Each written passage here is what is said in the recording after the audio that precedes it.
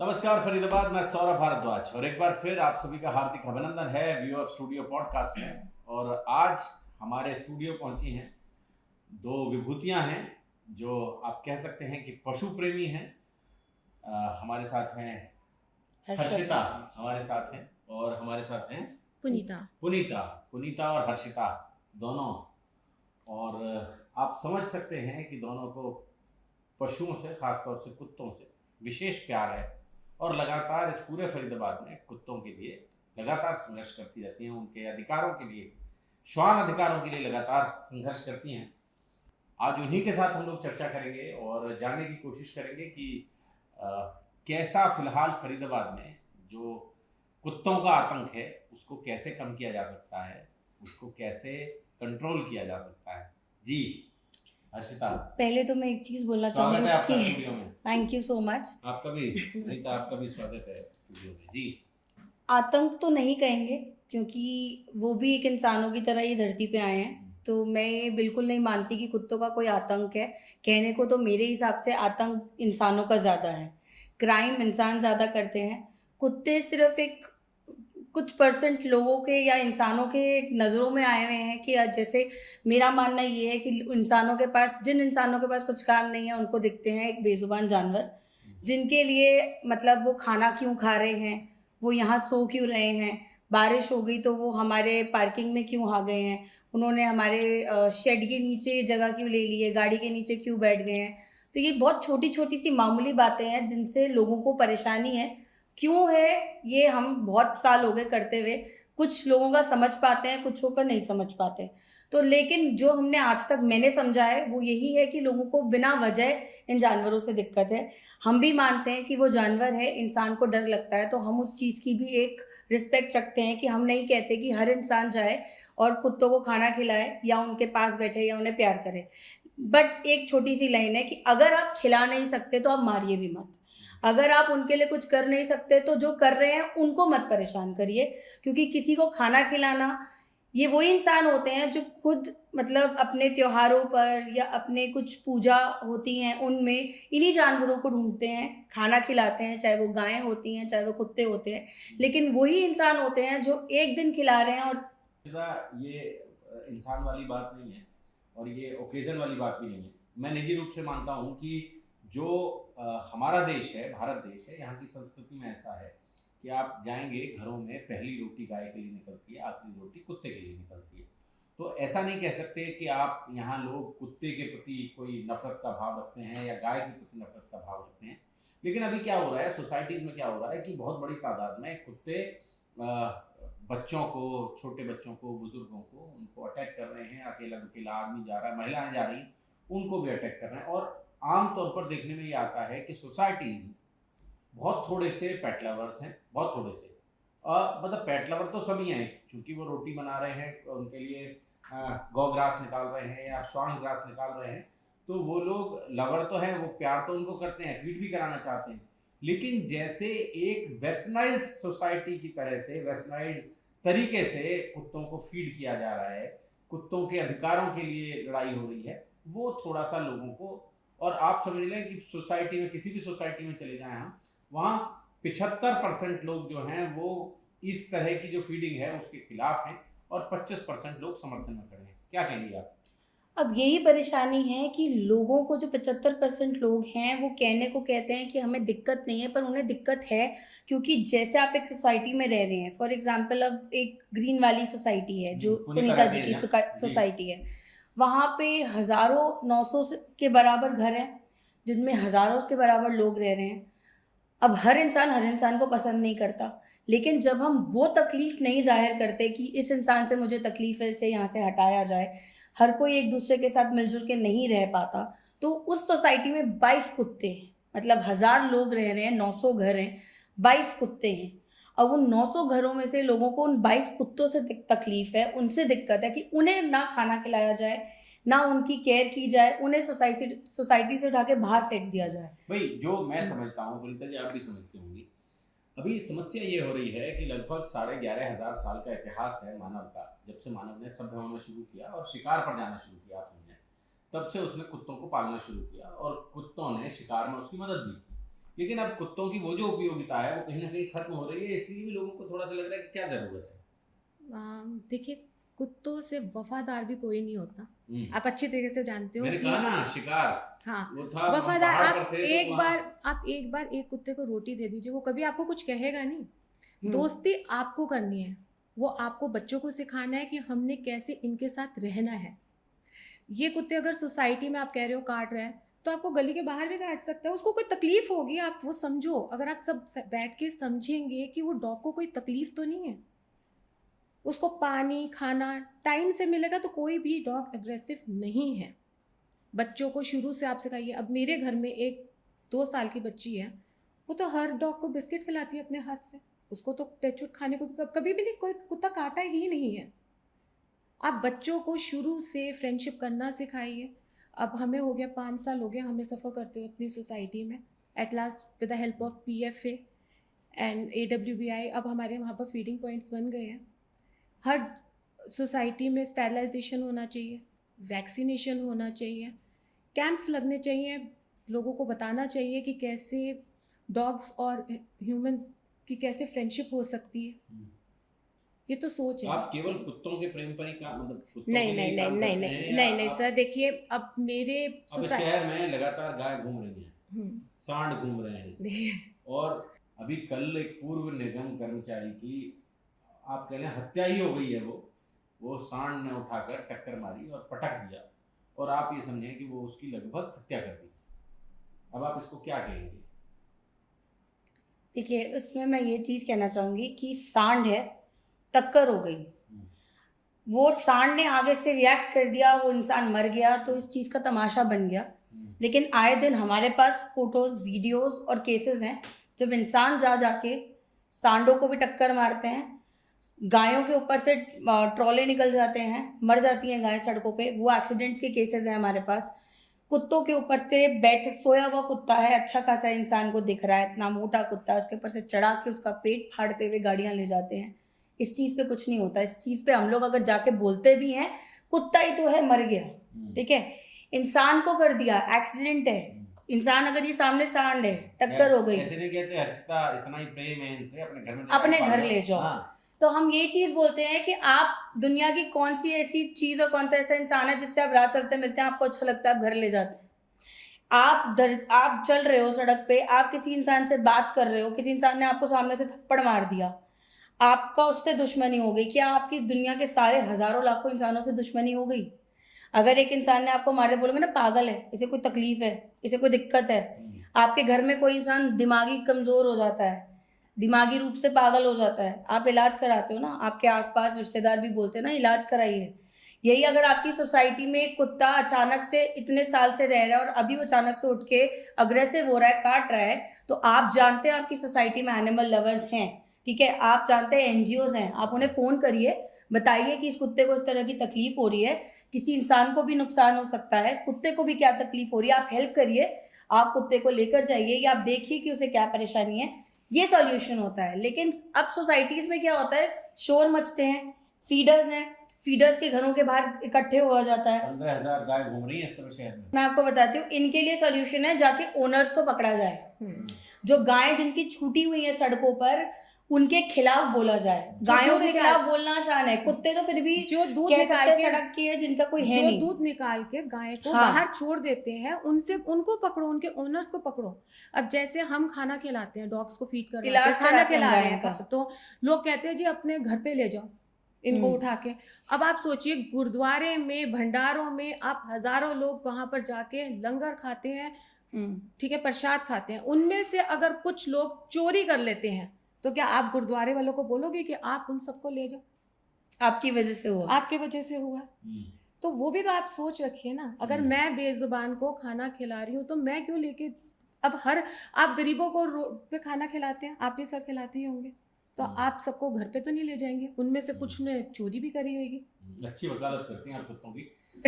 नहीं, कुत्तों की वकालत नहीं कहेंगे इसे ये कहेंगे कि हमें इतना पढ़े लिखे कहलाना बहुत आसान है कि हम पढ़े लिखे हैं, हमारे पास इतनी डिग्रियां हैं, लेकिन अगर आप एक छोटी सी चीज़ नहीं समझ सकते कि जैसे धरती पे आप आए, आपको जुबान मिली है, हाथ मिली है, पैर मिले, अकल मिली है कि आप कमा के खा सकें, लेकिन अगर भगवान ने एक बेजुबान जानवर को भेजा है जो ना कमा सकता है, ना अपने लिए बोल सकता है, ना अपने लिए लड़ सकता है, ना अपना खाना ला सकता है, तो वो हम इंसानों के भरोसे ही भेजा है। अगर इतनी अकल और समझ एक इंसान में आ जाए ना कि भगवान ने अगर हमारे भरोसे भेजा है, तो इन कर्मों का भी हमें आगे जाके जवाब देना। जो विश्वास करते हैं कर्मों पे, ये उनके लिए जवाब है कि ये भी आपके कर्म ही है कि अगर आप ये समझ पाओ कि किसी को बेजुबान बना के पेट दे के अगर भगवान ने नीचे भेजा है ना, तो वो आप इंसानों के भरोसे भेजा है। जानवर हजार लाखों तरीके के हैं, इंसान एक तरीके का है।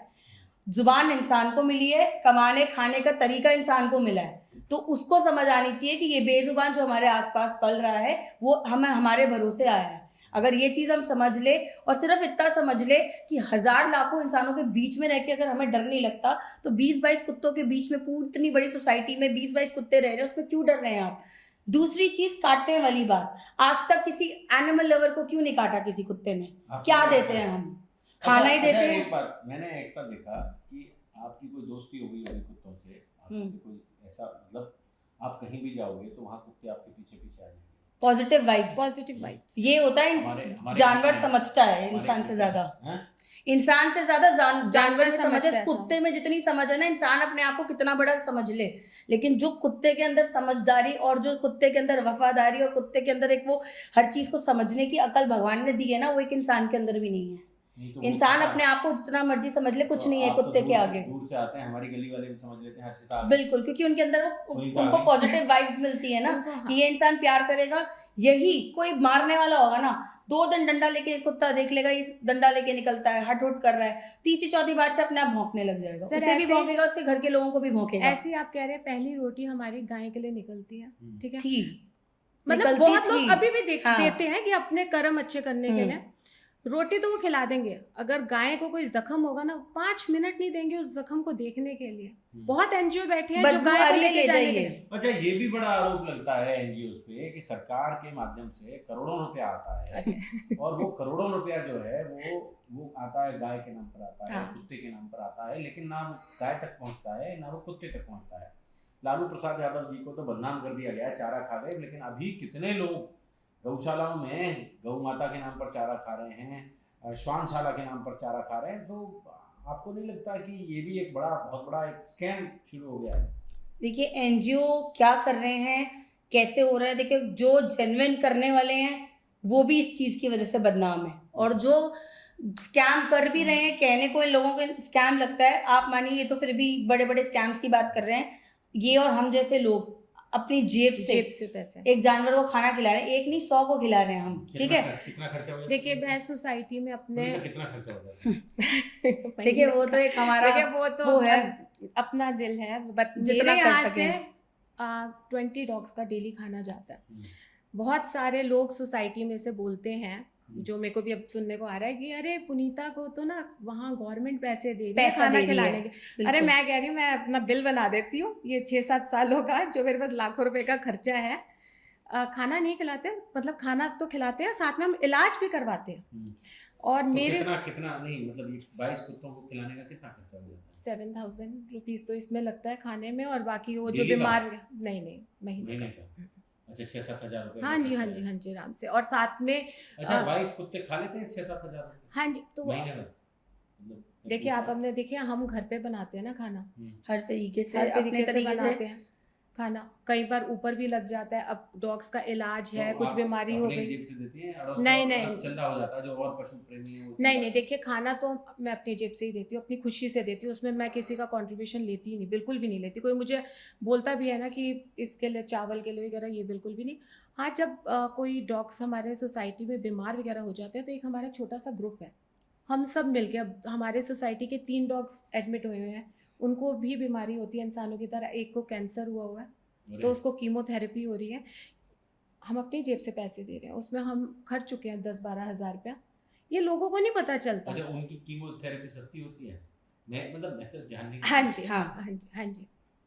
बट ये पता है, ये सब ये कह देते हैं, अरे ये तो सब ढकोसला है, ये तो सिर्फ पैसा कमाने का है। पढ़े लिखे आईटी कंपनियों में काम करने वाले लोगों के कमेंट है, एक फीमेल को जो खाना खिला रही है, अपनी बालकनी से खड़े होके वो बोलता है, कहने को वो आईटी कंपनी में काम करता है, कहता है धंधा कर रही है यहाँ पे खड़े होके, धंधे हैं ये इन लड़कियों के, ठीक है। कुत्तों के नाम पे खाना खिलाएंगी और वीडियो बनाएंगी और फिर जाके पैसे मांगेगी। ये इनके धंधे हैं। ये एक तरीके की, दूसरे तरीके की धंधे वाली है। ये कमेंट्स हमारे होते हैं जिस पे पुलिस कंप्लेंट होती है और पुलिस का आगे से कहना होता है हमें, कुछ पुलिस कर्मियों का, कि तुम अगर कहीं खाना खिलाती हुई नजर आ गई ना तो तुम्हें उठा के ना मैं जेल के अंदर डाल दूंगा। खाना खिलाना, अपना प्लॉट खरीदो, खाना खिलाओ वहां पे ले जाके। ऐसे ऐसे कमेंट्स करवाए जाते, खड़े होके फोन रखवा दिए जाते हैं चौकियों में कि भैया आप पशु प्रेमी लाइन से खड़े हैं, फोन हमारे साइड पे पड़े हैं। ये हमारा एक्सपीरियंस है कि लाइन से दीवार के साथ हम ऐसे खड़े हुए हैं, हमारे फोन रखवा लिए जाते हैं। सामने हमारे वो बैठे हैं जिन्हें तकलीफ है हमारे खाना खिलाने से, वो लोग आराम से बैठे हैं अपने फोन लेके। यहाँ बैठती है पुलिस और हमें कहा जाता है आप खाना खिला रहे हो, गलत कर रहे हो, आप इलीगल कर रहे हो। पुलिसकर्मी होते हुए बिना लॉ पढ़े वो एक ऐसी जगह पे बिठा लेते हैं, खड़ा कर लेते हैं जैसे एक मुजरिम खड़ा है, वो खड़ा है, कोर्ट लगा लेते हैं। हाँ बिल्कुल, कि आप जो खाना खिला रहे हो ना, पूरी सोसाइटी में आप कहीं खाना नहीं खिला सकते, ये लॉ के अगेंस्ट है, ये बिल्कुल गलत है, ये बिल्कुल गलत है। जब क्वेश्चन किया जाता है तो तकलीफ होती है मुझे। मेरे ग्रीनफील्ड कॉलोनी में, ग्रीनफील्ड चौकी में सिर्फ इसलिए बदनाम है कि ये कुत्तों के लिए लड़ने आ जाती है, ठीक है, इसे बार बार कंप्लेंट करने की आदत है, ये कुत्तों के नाम पे शोर मचा रखा है। एक पुलिस कर्मी है हमारे चौकी में, उनकी तरफ से कहा जाता है इनके तो सारे कुत्तों के धंधे मैं बंद करवाऊंगा, यहाँ पे मैं इनका यहाँ पे मतलब खाना वाना खिलाना क्या, इनके ये तमाशे बंद करवा दूंगा। इस तरह की धमकियां दी जाती है। खुलेआम बोला जाता है इसकी तो आदत है, मेरे नाम पे कुछ नहीं होता, इनके बीच में इनकी लड़ाई हुई, अब इनकी सोसाइटी में या किसी और सोसाइटी में लड़ाई, मेरा काम है। आप इनकी मतलब आप दूसरी सोसाइटियों में भी लड़ने पहुंच जाते हैं? हाँ, क्योंकि लड़ने तो क्या पहुंचते हैं हम, मतलब इन्हें मार रहे हैं, हाँ बिल्कुल, इन्हें मारा जा रहा है, हम एक पीएफए की तरफ से हम हेल्प करने के लिए पहुंचते हैं, हेल्प करने आते हैं। ये लोग पीएफए की तरफ से है, तो जैसे कुछ प्रॉब्लम हमारे साथ हम फेस करते हैं तो हम इनको कनेक्ट करते हैं। मतलब ज्यादा जानकारी उन्हें तो बुला लेते हैं। हाँ, तो एक्चुअली में ये हेल्प करने के लिए आते हैं। और अब तो बहुत लॉस बन चुके हैं, बहुत ज्यादा बन चुके हैं। जो पढ़े लिखे हैं उनको पता होगा, मतलब ये खाना खिलाना पाप नहीं है और ये इलीगल काम नहीं है, और किसी को आप खाना खिलाते हुए रोक भी नहीं सकते। अब इन्हीं लोगों को अगर आप समझाने जाएंगे ना कि आप स्टेरिलाइजेशन, वैक्सीनेशन में हेल्प करिए, नसबंदी में हेल्प करिए, आपको लग रहा है आपके यहाँ पे ज्यादा कुत्ते हो रहे हैं, आर्थिक चाहिए, नहीं आर्थिक तो हम ऐसे लोगों से क्या ही मांगेंगे। हम कहते हैं आप शांति रखिए, RWA को कहते हैं हम कि आप हमें डॉग्स का पूरा एक रिकॉर्ड बनाइए, ठीक है, आप एनिमल लवर्स की एक टीम बना लीजिए, वो आपकी हेल्प करेंगे, डॉग मेंटेनेंस कीजिए आप अपनी सोसाइटी में आप। लेकिन बनता क्या है, नहीं या तो कुत्तों को निकालो, फीडिंग पॉइंट बनिए तो बोर्ड नहीं लगने देने, फीडिंग पॉइंट नहीं है यहाँ पे, वहाँ पे नहीं है, ये नहीं है। RWAs है वो सपोर्ट कर रहे हैं रेजिडेंट्स को, नहीं जी रेजिडेंट्स कह रहे हैं यहाँ नहीं बनेगा, ये नहीं होगा, वो नहीं होगा।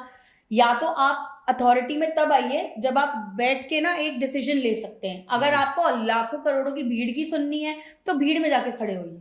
अगर आप RWA प्रेसिडेंट बन रहे हैं या आप RWA का एक अथॉरिटी ले रहे हैं अपने अंडर, या आप कोई भी तरीके की अथॉरिटी ले रहे हैं, तो उसके बाद आपको डिसीजन लेने की पावर आपके पास है ना, अगर तो आप वो पावर का यूज करिए। आप ये मैनिपुलेशन मत करिए। एनिमल लवर्स अलग, कुछ जगहों पे, कुछ सोसाइटीज में जो प्रॉब्लम है वो इस वजह से भी है कि एनिमल लवर्स और हेटर्स के बीच में जो RWA खड़ी है ना, वो ही नहीं एक वो कर पा रही है। वो वहां कहती है हम आपकी तरफ है, वो वहां कहती है हम आपकी तरफ है, कि 25% वोट इनकी तरफ है, हाँ 75% उनकी तरफ है। लेकिन वो दोनों के बीच में बिठा के अगर चाहे ना तो RWA इन चीजों का सॉल्यूशन निकाल सकते हैं, क्योंकि अथॉरिटीज भी RWA के पास है। अभी MCF की एडवाइजरी तक निकली है लेटेस्ट की RWA का काम है कि अपनी सोसाइटी में डॉग मेंटेनेंस करना, फीडर्स को परेशानी ना हो, फीडर्स के साथ हरासमेंट ना हो, सब कुछ ना हो, फीडिंग पॉइंट बनने चाहिए, फीडिंग बोर्ड्स लगने चाहिए, एक मतलब वहाँ पे खाना पानी जो अवेलेबल होना चाहिए। जो आपकी सोसाइटी में जानवर रह रहे हैं वो भी सोसाइटी का पार्ट है, सोसाइटी की जिम्मेदारी है। अगर एनिमल लवर्स अपनी जेब से कर रहे हैं तो एटलीस्ट उन्हें करने दीजिए, ये परेशानी ना करिए। लेकिन पूरी मतलब सिटी में, दिल्ली NCR में हर जगह ये परेशानी है कि जानवर खाना क्यों खा रहा है। एक परेशानी सिर्फ ये है, हम कहते हैं कि आप पहले अपने घर में देखिए, आप अपने घर की परेशानियां देखिए। एक जानवर खाना खा रहा है, आप मत खिलाइए। कुत्ता काट रहा है, कहना आसान होता है, इतना शोर मचता है, कुत्ता काट रहा है, कुत्ता काट रहा है। आप जाके एक पूछेंगे कहाँ काटा, आप मुझे वो बताइए कहाँ काटा, आप मुझे मेडिकल दिखाइए, कुछ नहीं है लोगों के पास। बड़े दांतों से घुर्रा के देख लेता है ना, तो उसी में बहुत सारे लोगों का दिक्कत वही होती है कि लेकिन आगे पीछे जो प्रोवोकेशन होती है, ये प्रोवोकेशन है। उसके कारण आप अगर अपने बच्चे को ये समझा, आप मानिए छोटे छोटे बच्चों के वीडियोस आते हैं हमारे पास, जा रहे हैं, कुत्तों को उठाया, कुछ भी उठाया, धाड़ मार दिया। हाँ, वो रिकॉर्डिंग नहीं करते ना, वो रिकॉर्डिंग नहीं होती है, ठीक है, कि बच्चे ने उठा के मार दिया, माँ बाप बगल से निकल रहे, माँ बाप ने अरे आजा बेटा चल ले, उस कुत्ते ने उस वक्त कुछ नहीं कहा। लेकिन जब बाप या माँ साथ में नहीं है और बच्चा चल रहा है, तो घेर लेता बच्चे है। ने वो करा। एक ये भी वीडियो है, बच्चा अकेला, उसने जाके मारा धाड़ सोते हुए कुत्ते को, कुत्ता नींद में उठ के एकदम से पड़ गया। वहां तमाशा बन जाएगा कि कुत्ते ने काट लिया, और वीडियो भी वहीं से वायरल होगी जहां से कुत्ता पकड़ के काट रहा है, वो कभी वायरल नहीं होगा, उससे पहले उस बच्चे ने क्या किया। तो ये गलती सिर्फ माँ बाप की है, या हम बच्चों को तो नहीं ब्लेम कर सकते कि माँ बाप अगर बचपन से, अब हमारे भी बच्चे हैं, इनके भी बच्चे हैं, हमने अपने बच्चों को अगर बचपन से रखा हुआ है डॉग्स के उसमें सिखाया हुआ है, तो हमारे बच्चों को क्यों नहीं काटते। कहने की सिर्फ ये समझदारी की बात ये है कि लोग समझे, कुत्तों की उपस्थिति इंसान हम भी हैं, फेमिलियर हैं जी, इंसान हम भी हैं। हम कहते हैं आप कुछ मत करिए, पहले तो डंडे लेके चलना बंद करिए, डंडे दिखा के उन्हें डराना बंद करिए, मारना बंद करिए, प्रोवोक करना बंद करिए, ठीक है। कुछ नहीं कर सकते, छोटे से बिस्किट्स आप होते हैं, 5 रुपए का पैकेट आता है, आप वो लेकर 2 दिन डाल देंगे, तीसरे दिन वो आपको देख के भी पूंछ हिलाएगा। यही कारण है कि एनिमल लवर्स भी इंसान होते हुए हमें नहीं कुत्ते काटते, और वही इंसान जो 24 घंटे कुत्तों के लिए बस लड़ रहे हैं, कहाँ तक नहीं चले जाते, लड़ाई झगड़े, हाथापाई, मारपीट, सब कुछ हो रही, किस लिए। कहने को वो एक कुत्ता ही है ना, एक कुत्ते के लिए आप क्या कर रहे हो। तो हम पूछना चाहते हैं, आप हेटर्स क्या कर रहे हैं कुत्ते के लिए। एक मामूली कुत्ता आपके हिसाब से अगर वो है, तो एक मामूली कुत्ते के लिए आप इतनी लड़ाइयाँ। आप उन्हें बताते नहीं है कि कुत्ते को फीड कराने से उनका जो राहु है, उनका जो केतु है, माफ कीजिएगा, वो शांत रहता है, शांत रहेगा। सब बताया, सब पता है, लेकिन वो तब शांत रहता है जब कोई त्योहार आता है।